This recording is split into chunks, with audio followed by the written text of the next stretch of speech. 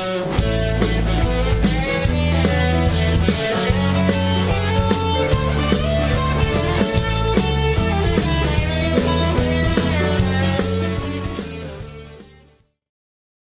morning, everyone. I'm Chris Kelly. I'm the Executive Director of the Barrett School of Banking.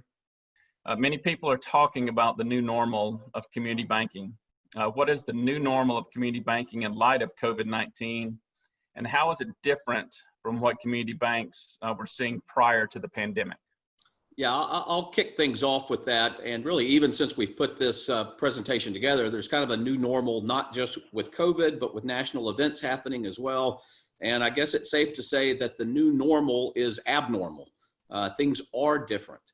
And, you know, I think one of the things from our firm that we are talking about, and I was just referencing this in a strategic planning session last week, is that we have this strange dichotomy that there are absolutely some fundamentals that have not changed and shouldn't change, yet there are also some things where it appears we may never be going back to the way it used to be. And so I'll give you an example. I put up these kind of comparative slides for this bank, touting those things many of you have always heard us say.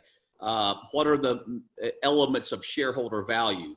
You know, growing earnings per share, maintaining return on equity, providing liquidity in the stock. And then I put up a separate slide that said, but how is that different now?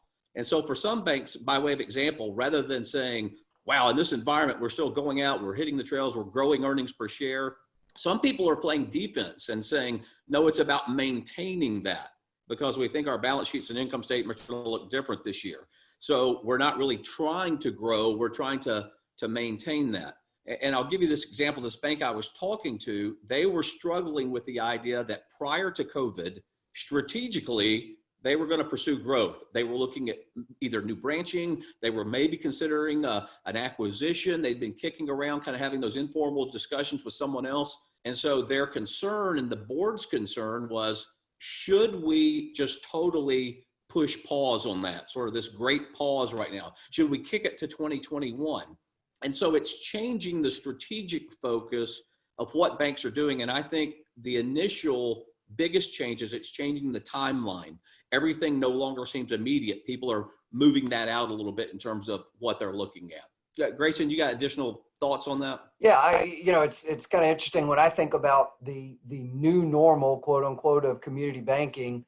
I don't think there is a new normal in terms of the fundamentals. I think fundamentally, the idea of enhancing shareholder value, supporting our communities, delivering credit to the communities, all of those remain exactly the same today as they did pre-COVID, pre-pandemic.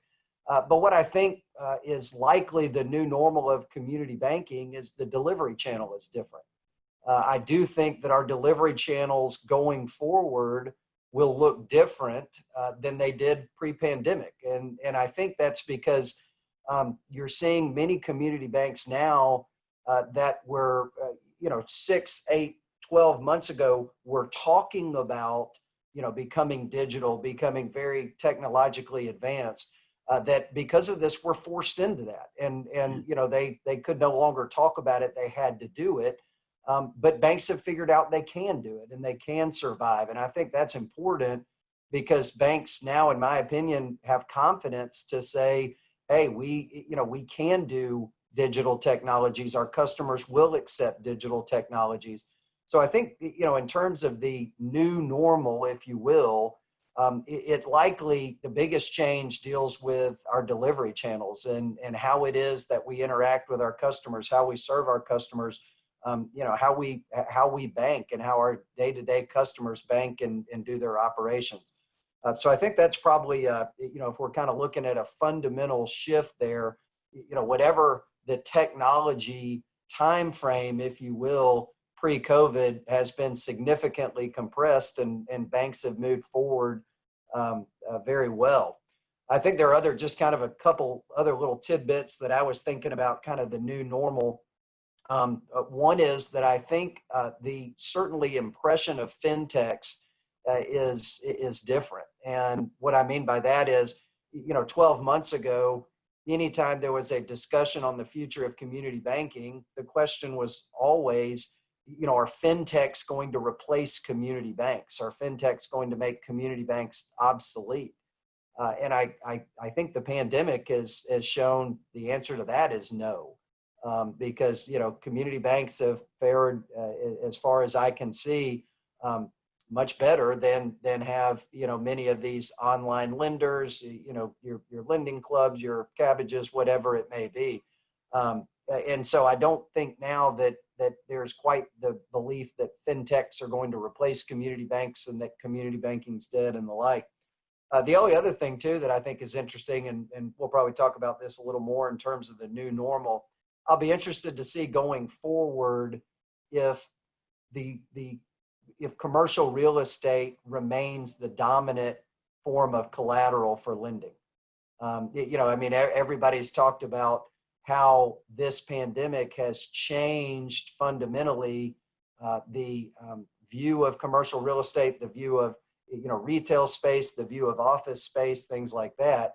And so as we go forward, I'll just be interested to see, does particularly for commercial loans, how we underwrite those loans and how we structure those loans. Do we have a reduced reliance on commercial real estate? I think time will tell on that.